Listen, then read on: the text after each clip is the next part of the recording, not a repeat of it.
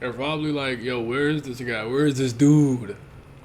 Listen, I'm the one who Evankel is looking for. It's me in the nest. They got me in the dungeon over here. No, I'm kidding. I'm in my basement. It's too hot to record in my room. I don't know how the sound quality down here is, or is it called acoustics? I don't even know what the exact word is, but hopefully it doesn't sound too bad. Hopefully you can't hear like the basement noises and whatnot. But I want to talk about today the opposite of the white video that I did earlier in the week, where I spoke about the X factor on basically our side. I think white, due to his nature, due to his regular status but high ranker power, and the fact that we're at a war where people are dying, so he kind of has an infinite amount of souls. Somewhat, they may not be the strongest souls, but he has a supply to kind of replenish his mana.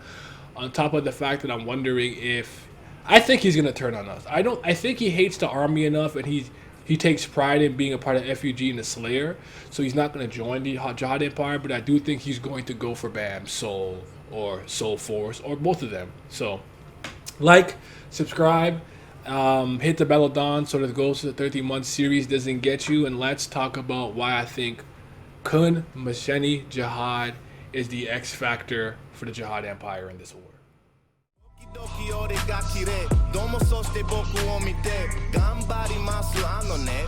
talking time just tick away. You ain't clocking hours on the day. All that watching stopping what you claim. Dollar crosses real got me name. Hoping God just get me out this game. Maschenny, my princess. Yes, sir. Okay, so first of all, the thing that I want to say is my headcanon right now, I'm trying to see White and Maschenny fight. I'm trying to speak this into existence. I'm putting it into the universe. I need it to happen, baby.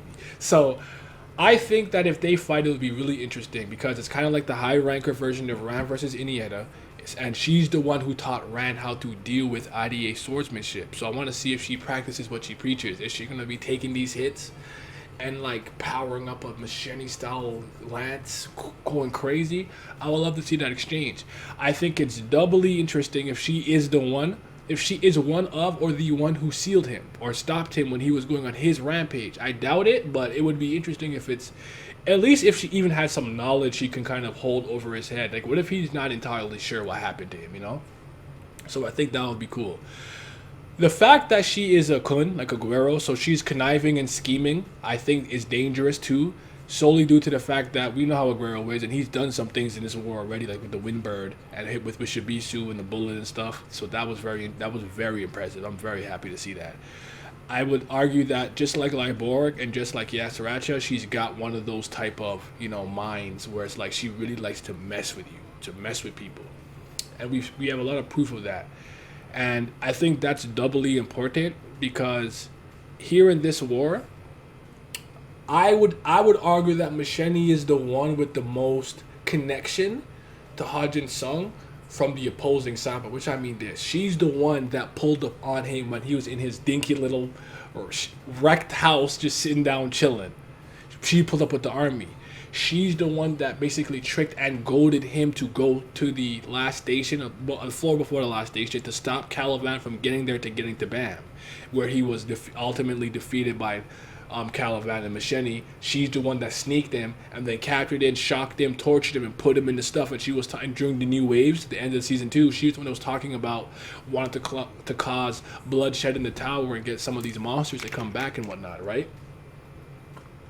So the reason why I think that's vital is because I believe she is the last defense to get towards Hajin Sung. If Bam gets there in some capacity, I feel like she's the one, like, I'm the one who's low-key guarding him. It's not Yasaracha. He's playing his game and dealing with Yamwa and the K9 people.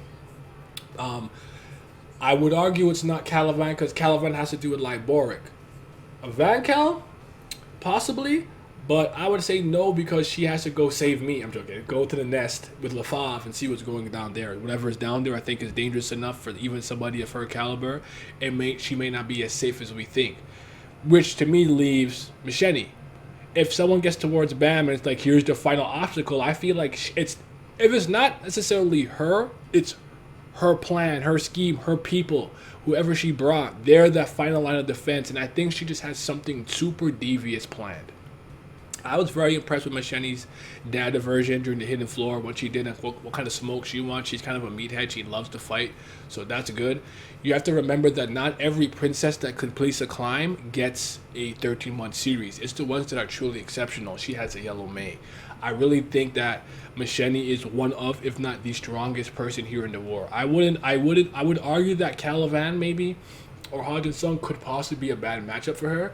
But if you said, yo, name the strongest people here in this war, I would go Hodgin Sung. Hodgin Sung is captured. I don't know if you think weak or whatever, but like Hodgin Sung, Calivan, Maschenny, Vankel to me.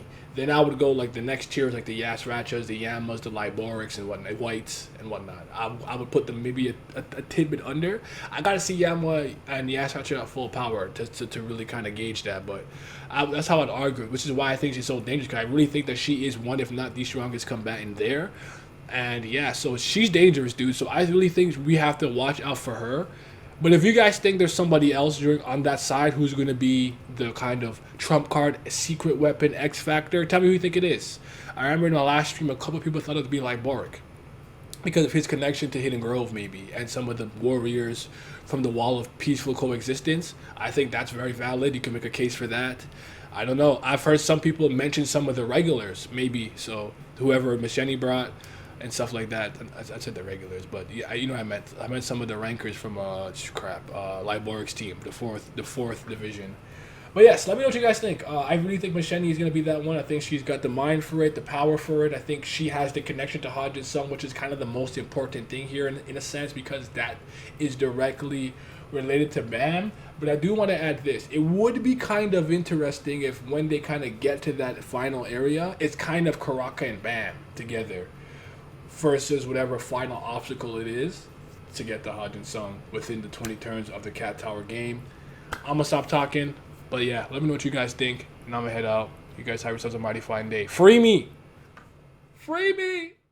In my drugs, pour it in my cup, sitting in my darkness with my ghouls, we pouring up. I don't really give a fuck, I don't really have a say. You tell me that I suck until you get up out my face. You got tears in your eyes, looking like a fool.